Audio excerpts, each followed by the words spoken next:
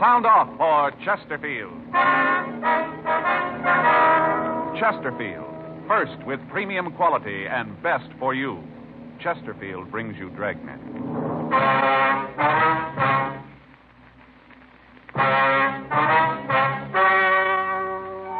Ladies and gentlemen, the story you're about to hear is true. The names have been changed to protect the innocent.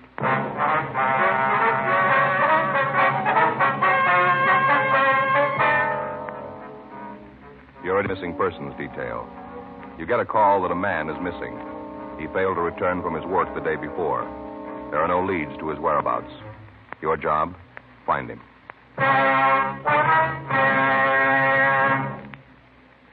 Here is Chesterfield's record with smokers, and important to you. No adverse effects to the nose, throat, and sinuses from smoking Chesterfield. That's the report of a doctor who has been examining a group of Chesterfield smokers for a full year and 2 months as a part of a program supervised by a responsible independent research laboratory. Don't you want to try a cigarette with a record like this? Chesterfield. First with premium quality. Chesterfield. First choice of young America. And that's from a survey made in 274 colleges and universities. Try Chesterfields today. Chesterfield.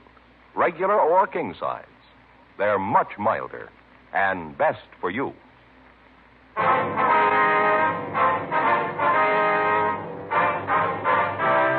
Dragnet, the documented drama of an actual crime. For the next 30 minutes, in cooperation with the Los Angeles Police Department, you will travel step by step on the side of the law through an actual case transcribed from official police files. From beginning to end, from crime to punishment, Dragnet is the story of your police force in action.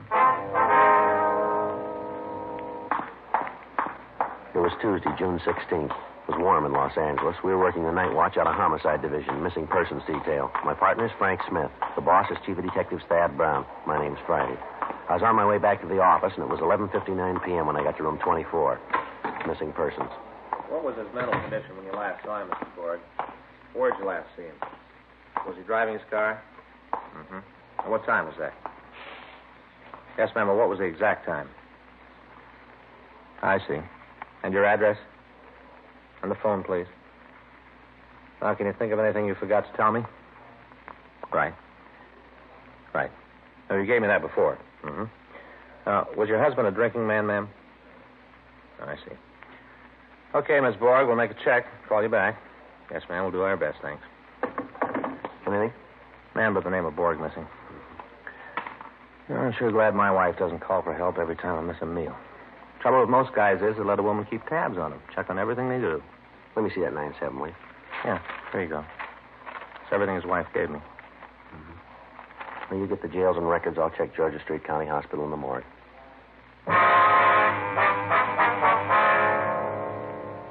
It looked like a routine investigation. Lots of things can keep a man from getting home. A few drinks, sick friend, unexpected business conference, a flat tire on an isolated road, maybe just boredom. But there are other things that can keep a man from getting home. It had to be checked out. Henry Borg, 51, male, white American, address 1571 East Berendo Street, had failed to return home at the usual time on Monday. His wife called one of the men he worked with and found that he hadn't been at work all day that day. He still hadn't come home the next afternoon.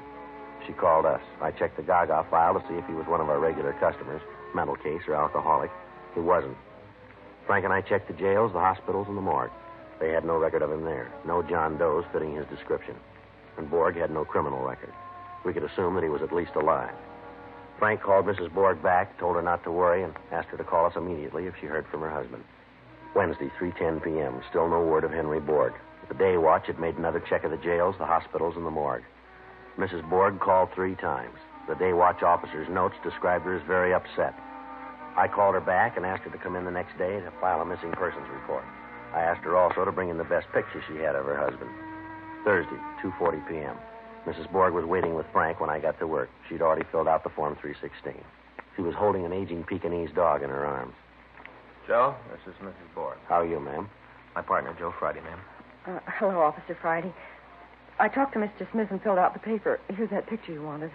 Oh, yes. Thank you very much, ma'am. It's a good likeness. Mm-hmm. Now, Miss Borg, I see here that you haven't put anything down under personal habits for your husband. Well, I don't understand. Well, does your husband drink at all, ma'am? Henry? No. He takes a glass of beer with his supper when he comes home, but he's not what a person would call a drinking person. Gamble? Gamble? Yes, ma'am. Cards, dice, horses? Oh, I should say not. He never does nothing like that. You've never known him to gamble at all, then? Henry? I should say not. Now, Miss Borg, you say here that your husband has no relatives. Oh, only Brother Ed, older brother, but I didn't put him down. We don't know where he lives. Haven't heard a word about him 9-10 years. Mm-hmm. What about your family? Your husband friendly with your family? My family hasn't spoke to me since the day I married Henry Borg. Mrs. Borg, I see you only have one friend listed, a Hal Bishop. That's the man your husband rode to work with, isn't it? Yes. Do you know Mr. Bishop's address? No, I don't. Did your husband ride to work with Bishop every day? You say he left his car at home Monday. Did he ever drive it to work? Well, he usually drove our car, but then he'd ride with Mr. Bishop pretty often, too. I didn't think anything about it. It didn't seem like anything. Well, did your husband spend much time with this Bishop? Oh, just work. Henry used to like to spend his free time with me. All right, now, ma'am, please don't get upset here. Did your husband have any financial problems, debts that were worrying him? Financial difficulties, like bills and things? Oh, no, Henry always took care of it. Do you think there might have been anything you didn't know about that was worrying him? Officer, if Henry was worried about anything, I'd have known it. He'd have told me for sure. Mm-hmm. Now, what about your home? Do you own it? What do you mean? Was there a mortgage on it, I mean? Yes. Do you have the pink slip on your car? No. Was it possible that your husband was behind in the payments? No, he would have told me. Or did he owe money down where he worked? No, not that I know of. Or his job, maybe. Was he worried about that? Mr. Snyder, that's his boss. Well, he always said Henry would have a job as long as he was in the contracting business. Henry makes good wages. Mm-hmm. You say here his mental condition was good. Has that ever been poor? You ever know your husband to black out? How do you mean, black out? Well, has he ever suffered from lapse of memory? Is there any history of epilepsy in his family? History of epilepsy? Oh, no, not Henry. Why, he's a healthy man. He hasn't had a sick day. Now, Miss Borg, have you and your husband been getting along lately? What do you mean by a thing like that, officer? You think Henry and I had a fight, and that's why he left. Is that what you think? No, ma'am. We don't think anything here, but these are the things we have to check out. Well, it's a waste of time. Don't you think I'd have already told you that? If Henry and I'd had a fight, I'd have told you first off. It's the first thing I'd have said. Yes, ma'am. Something's happened to my husband, officer. I just know it. Something's happened to him. Did you and your husband go out together much, ma'am? Well, one night last month we went to the Coconut Grove, there in the Ambassador Hotel, and we used to go to the movies pretty regular. Was he in the habit of leaving the house at night alone? No, just when he went out with Francine. Francine?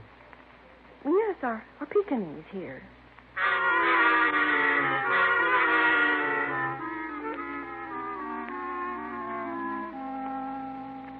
3:55 p.m., Thursday, June 18th. Began to look as if Henry Borg was in trouble. From what we'd been told, he wasn't a man who had just suddenly decided to leave home. We had to find out if the facts we'd been given were accurate. Thursday, 4:10 p.m. We contacted Borg's friend, Hal Bishop, just as he was leaving the construction job where they both worked. He said he hadn't gone by Borg's house to pick him up Monday because Borg hadn't asked him to. The way they worked it, Borg always told him the day before if he wanted to ride. At first, Bishop said he hadn't noticed anything strange about Borg recently. Then he decided Borg had been a little irritable the last few days. Said it wasn't like him to be irritable. That he'd never known Borg to miss work before, and that he'd never heard of any trouble between Borg and his wife. He said that Borg didn't talk much about his wife. We called on the neighbors of the Borgs. They said nothing to indicate any flaws in Mrs. Borg's story. Henry and Martha Borg were average people in an average neighborhood. He went to work every morning at 7 a.m. Came home at 5:15. His neighbors didn't know much about him. He was a quiet man. They lived in the same house for 13 years. Martha Borg was 47, maybe 48. They never had visitors. After 13 years in the same neighborhood, she apparently had no close friends. Two of her neighbors had noticed that in the past year, Martha Borg would leave her house 3 or 4 times a week at 11 a.m. Always at 11 a.m. She invariably got back before her husband did. The neighbor said she usually brought some shopping home with her. They did go out frequently in the evenings. However, there were no reports of family trouble between Martha and Henry Borg. Thursday, 6:20 p.m. We talked to Adolph Wernicke, whose grocery store was on the corner a half a block from the Borg home. They'd been trading with him ever since they moved to the neighborhood. I don't know what to tell you about Mr. Borg, officer. He always seemed like a nice fellow to me. Didn't say much, but nice. Sure is funny him disappearing like that. You got any idea if he had any trouble with his wife? No, that wife, she's a funny one. Different from Mr. Borg as day and night. Well, how's that, sir? Oh, I don't know. High hat, sort of. She's all right, I guess. Kind of show-off, though. Kind of person who dresses up when she goes shopping around the corner. Likes to buy fancy groceries. Stuff I never get calls for. Like those anchovies up there on the shelf. Now, I'll bet you I won't sell 2 cans of them in a year, but Mrs. Borg comes in and she'll buy them. Now, Mr. Borg, he don't like that kind of stuff at all. Told me so himself. Yes, sir, but how'd they get along? Do you ever say anything about his wife? To tell you the truth, officer, I don't know. As far as a man and his wife arguing, I don't pry. Hurts business. Come to think of it, he did say one thing. That was a long time ago, about 2 or 3 months ago, maybe more. What was that? What'd he say? Well, he came in here, just about like this time it was. Didn't buy anything, just kind of hung around. Remember, he seemed down to sorts. I asked him if he was feeling all right. Said he was. Just felt like he had to get away from the house. Now, that'll happen to a man. Just feel like you got to get away for a while. You know what I mean, officer. No, sir, I'm not married.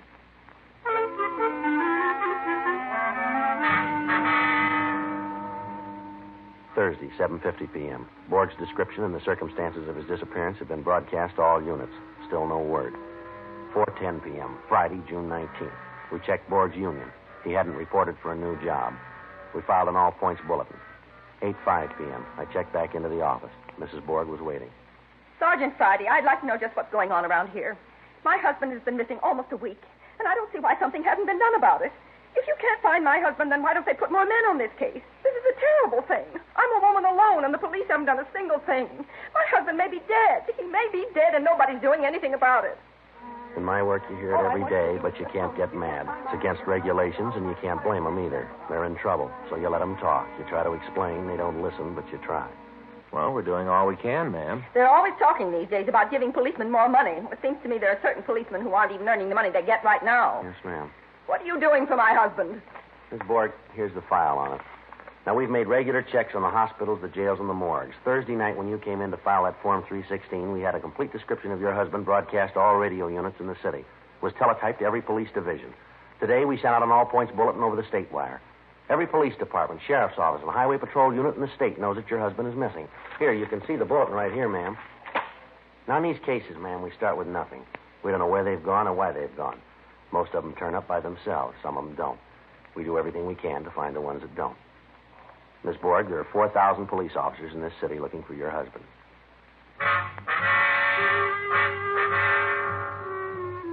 8:57 p.m. When we thought Mrs. Borg was feeling better, we sent her home. We reminded her again to notify us immediately if she heard from her husband.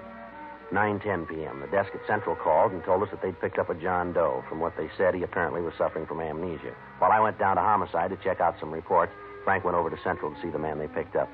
9:16 p.m. Frank came back to the office. Joe? Yeah. Just checked out that John Doe at Central. Anything on him? Yeah, it's Henry Borg.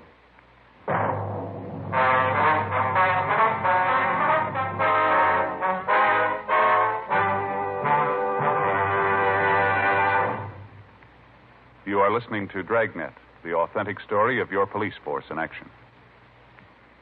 Years ahead of them all. Chesterfield is years ahead of all cigarettes. Chesterfield quality is highest. Here's the proof. Recent chemical analyses give an index of good quality for the country's 6 leading cigarette brands. The index of good quality table, which is a ratio of high sugar to low nicotine, shows Chesterfield quality highest. Chesterfield quality highest. 15% higher than its nearest competitor. Chesterfield quality highest. 31% higher than the average of the 5 other leading brands. Don't you want to try a cigarette with a record like this? Chesterfield. First with premium quality and best for you. Try Chesterfield today. Regular or king size.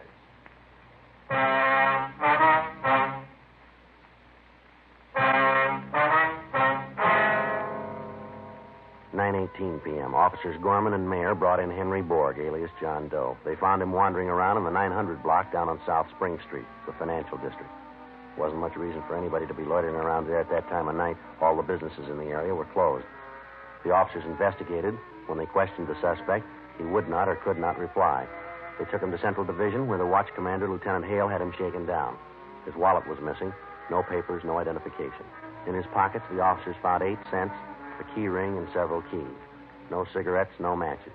He was dressed in a good quality worsted suit, very rumpled. No tie, no hat. Gorman and Mayer had rolled his prints at the city hall and sent them to Leighton Prince for classification. During this time, No one let him know that we had any idea who he was. The two officers that had picked him up stood by. Frank and I walked over to where he was sitting. Do you know who you are?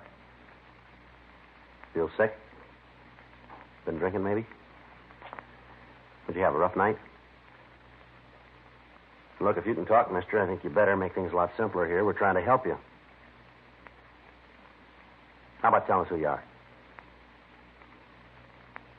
Maybe there's something wrong with you, mister, but we don't think so. We want to know who you are. We want you to tell us. If you don't, the only thing we can do is let them book you at City Jail as a John Doe. That's the law. Now, look, if you're trying to hide something, if you're wanted, we're going to know it in a few minutes anyhow. If you want to wait, we'll wait it out with you. You want us to think you're an amnesia case, is that it? Well, maybe you got a good reason, but it won't work. I've been in this department a long time. I've seen a lot of phony amnesia cases. I've only seen one real one, and he didn't act like you. You want to know what I think? I think you're pulling a phony. Come on. How about it, mister? I get it. Missing persons, Friday. All right. Yeah. You bet. Thanks very much. Right. Okay. That was Leighton Prince, mister. They got your fingerprints classified. Now, we know you're not wanted for anything. Look, we know you're not a bum. Your clothes are good, and you look like a guy who takes good care of himself. A man like you doesn't walk around without a wallet. What happened to you? You got a problem? Tell us about it. Maybe we can help you. Now, why don't you tell us who you are? You probably got a wife. She must be mighty worried about you right now.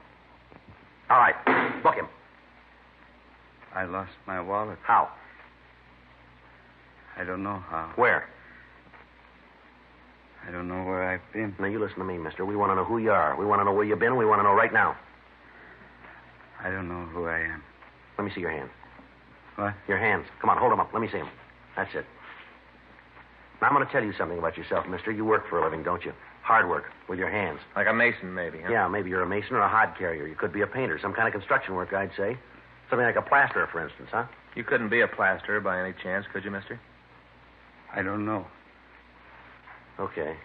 You ready to talk to us now, Henry? I wasn't trying to fool you. I was only trying to fool myself. Now, we've been looking for you since Tuesday, Borg. Your wife's pretty worried. I'm not going back. No matter what you do, I'm not going back. We're not going to make you go back. That's up to you, Borg. All they pay us for, mister, is to find you, to make sure you're okay. None of our business if you go back. I'm not going back. All right, now, look, you're pretty upset, Borg. Why don't you tell us about it? It's crazy. It's crazy what I did. It doesn't make any sense. You fellas, you wouldn't be interested. Maybe I'll just go. If it's all right with you, I'll just go. Yeah, it's all right. It's okay if you want to. Look, we're going to be around here another hour. We haven't got much to do. Our work's all cleaned up. We're just about ready to go home. Why don't you stick around and talk to us, huh? We'd kind of like to hear what happened. Yeah. Just might help to clear things up in your mind if you talked about it. Oh, it's crazy. I know it's crazy, but I guess I do want to tell somebody about it. How about a cigarette? Will that help? Yeah. Can I give you a match?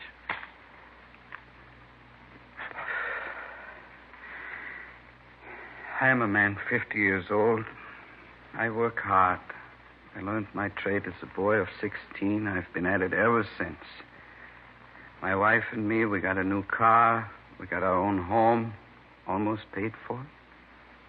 A man my age, when he gets home nights, he wants to take it easy. Read the paper, watch the television. Bought a $400 TV, 21-inch screen. Yeah. You want to know what happens when I get home? She wants to go out.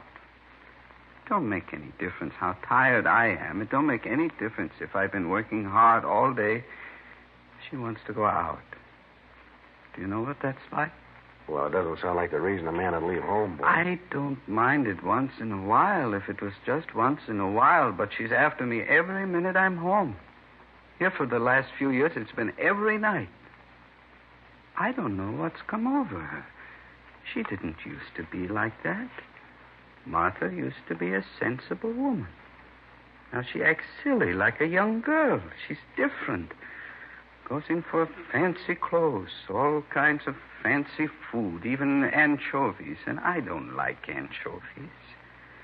Last month, I swear, she even made me take her down to the Ambassador Hotel. Imagine me at the Ambassador Hotel.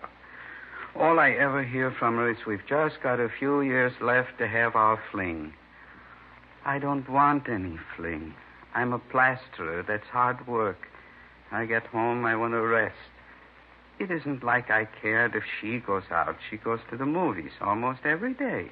Goes before noon, she tells me, before the prices go up. I don't care about the money. I want her to have a good time, the clothes, the things like that. I don't care. I love my wife. I guess you think I'm crazy after what I did, but I love my wife. I see, sir. And that dog, that Francine. What kind of a name is that for a dog? You ought to hear her talk to it like it was a person. Well, how long you had the dog, Borg? I don't know. 2, 3 years. Well, the reason I ask seems funny that you just decided to leave home last Monday. Dog's been around 2 or 3 years. The ambassador thing was last month, you said. Well, what did it? It was the lessons. Lessons? The dancing lessons. What? But there's this social club up around Pico and Figueroa. People go there to dance. People our age, she says. Only I can't dance. That's when she gets this idea I got to take dancing lessons. Did you ever hear of anything like that? A man my age has got to take dancing lessons? That's when you left. That was Sunday afternoon when she got this idea. She kept picking at me all afternoon. It really got me. I thought about it all night. I couldn't sleep. Monday morning, I just didn't go to work. I got drunk instead. Got sick, too.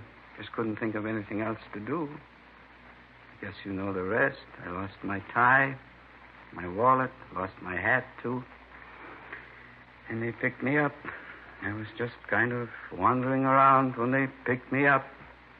Seems like a shame when a man can't even go home. Mm-hmm. You sure you don't want to go home now, Borg? Maybe if you talk things over with your wife. No, it wouldn't do any good. Nothing I could say to her would do any good. I can't go home. Well, it sure has been interesting hearing you talk, Mr. Borg. It's almost like hearing somebody tell about me, remember, Joe? Yeah. You had something like this? Had it. With me, it was canasta, though. I hate cards, a waste of time. Yeah, I sure thought it was the end for me and Fay. Remember, Joe? But it wasn't? No, for a while there, it sure looked like I was going to lose my happy home. Guess I would have, too, but I talked turkey to her. You know what I mean, Borg? No. What do you mean?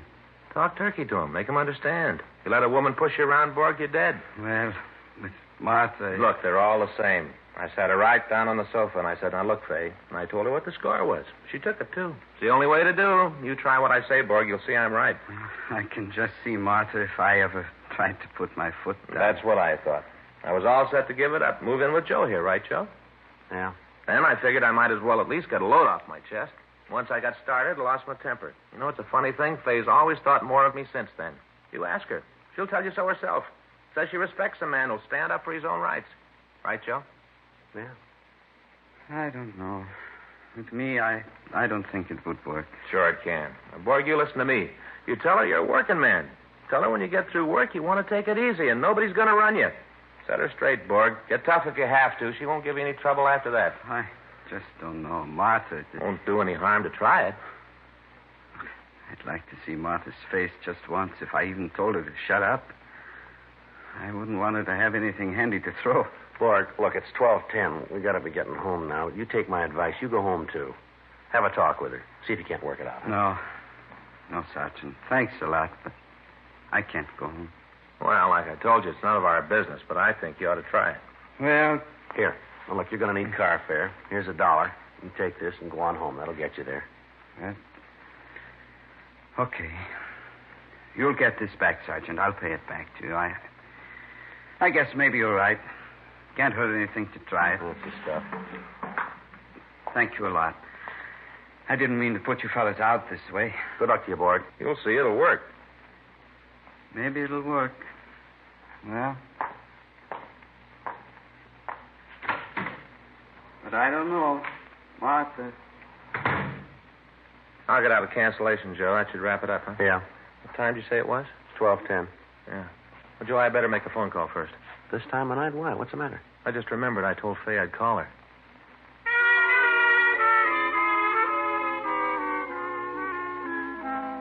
Friday, July 28th. A month had passed since Henry Borg had left our office to go home. We'd heard nothing further from him or his wife, and we assumed that they had reconciled their problems. 6:10 p.m. Officers? Oh, hello there, Borg. Nice to see you again. Hi, Borg. I was afraid maybe you fellas wouldn't remember me. It's been a while. I tried to get out and see you before this. Well, fine. How are things going? Did it work out like I said? I brought you something, Sergeant. Some cigarettes for both of you. Like you to have them. I hope it's the right brand. Well, yes, sir. That's the right brand, all right, but you don't owe us anything. I want you to have them. That's all right, sir. You keep them. All right. Well, anyway, here's that $1, the one you loaned me. Okay, Borg. Thanks very much. I sure owe you fellas a lot, and I really mean it. My wife and I, we sure appreciate what you fellas did for us. Was that clock right? Yes, sir. Uh-oh, got a rush. Got an appointment. Be late if I don't hurry. Appointment? Yeah. Got to get over to Arthur Murray.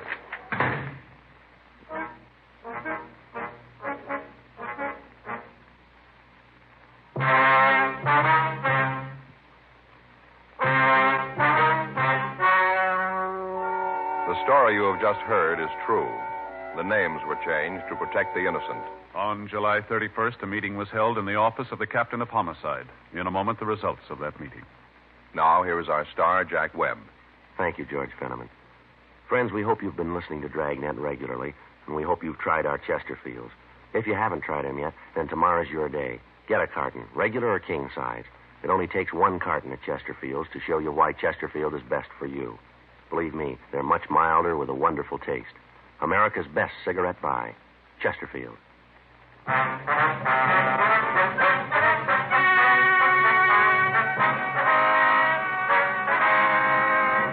Since the subject, Henry George Borg, had committed no crime, he was not held, and the case was officially marked closed.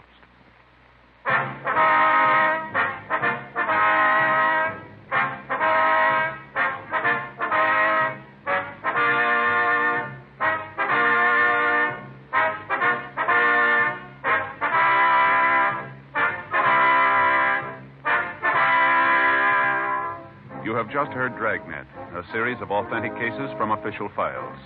Technical advice comes from the Office of Chief of Police W.H. Parker, Los Angeles Police Department.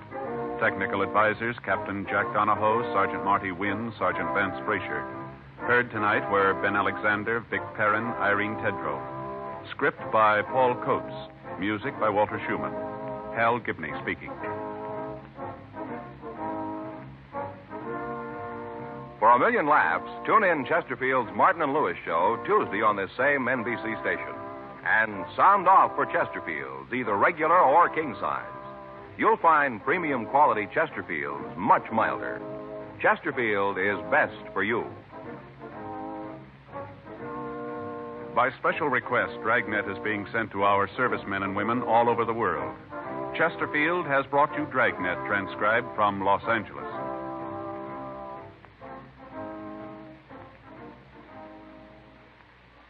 Have you tried new cork-tipped Fatima? It's the smooth smoke. Here's why. New Fatima tips of perfect cork, king size for longer filtering, and Fatima quality for a much better flavor and aroma. Remember, Fatima has the tip for your lips. Try new Fatima. See how smooth it is. Fatima is made by the makers of Chesterfield, Liggett & Myers, one of tobacco's most respected names.